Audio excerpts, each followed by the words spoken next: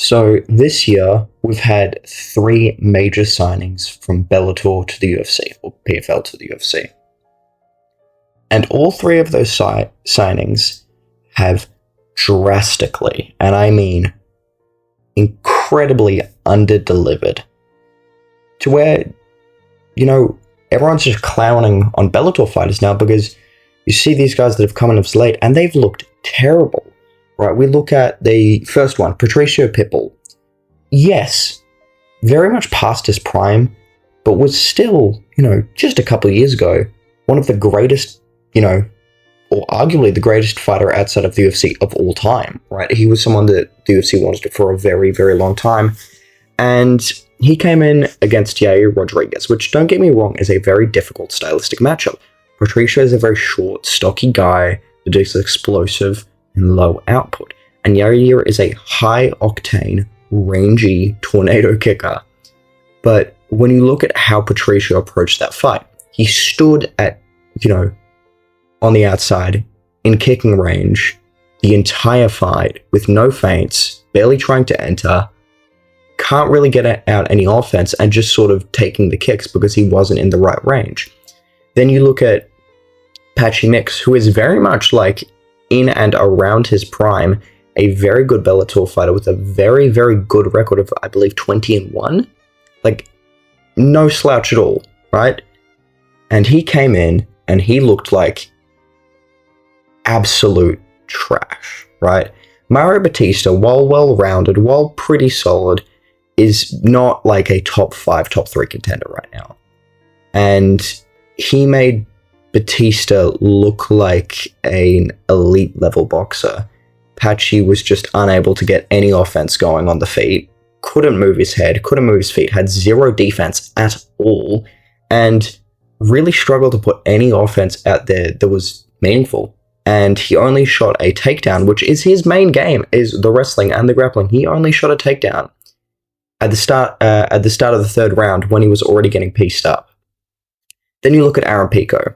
While by no means is he a title contender or a champion in Bellator, he was a very highly touted prospect, very young, very skilled, very good knockouts, and the UFC were extremely high on this guy. They were going to give him a title eliminator in his first bout, and if he won his debut, they would have given him a title shot, I promise you.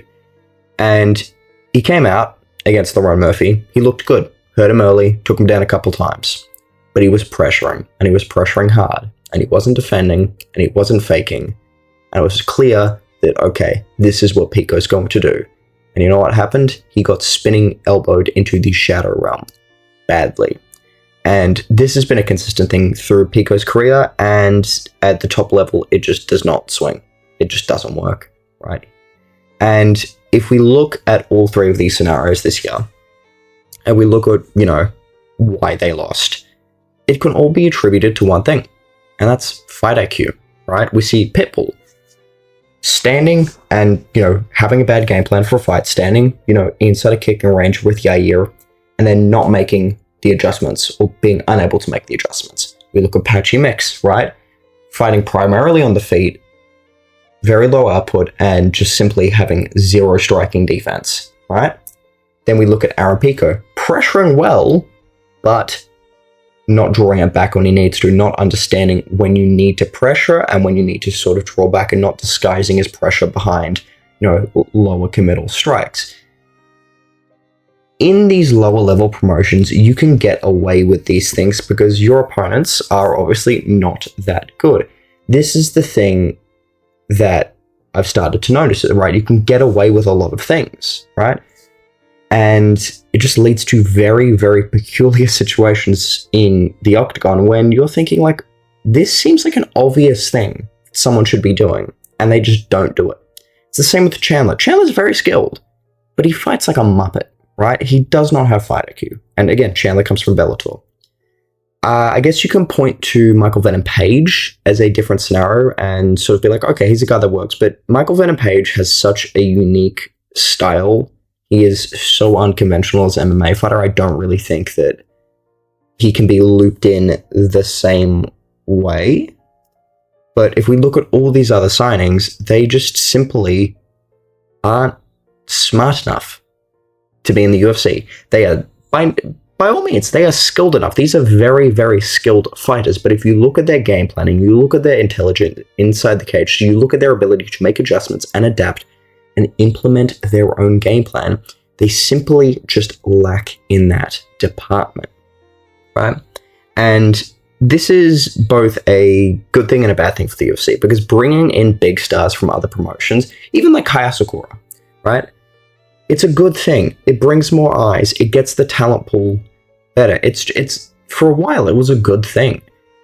But now you're kind of seeing where the level is at and what the issues kind of are.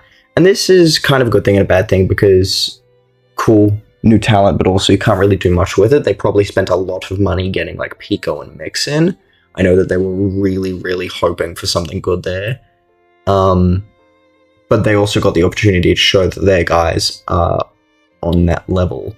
And as for the PFL, they're just going to end up releasing more fighters, and I'm pretty sure that the UFC will just keep picking up PFL's scraps, because PFL is not a good promotion, and I will stand on that till the day I die. And it really is unfortunate, because Patchy Mix is a guy that's been really struggling to get fights, and he really wanted to get out of Bellator, and, you know, finally got his release, and he undelivered. I really do feel for these guys, because it has been difficult for fighters outside of the UFC to get matchups, and, you know, all power to them. They've taken tough fights, but a lot of changes need to be made when coming into the UFC, and I think a lot of people, both fans and fighters, need to understand that there is a very big difference in both skill and fight IQ. So anyway, guys, I just wanted to share my thoughts on that. I kind of connected the dots a bit ago when just pondering the situation, and feel free to leave your thoughts down in the comments below. I'd love to have a discussion with everyone, and I'll see you guys later.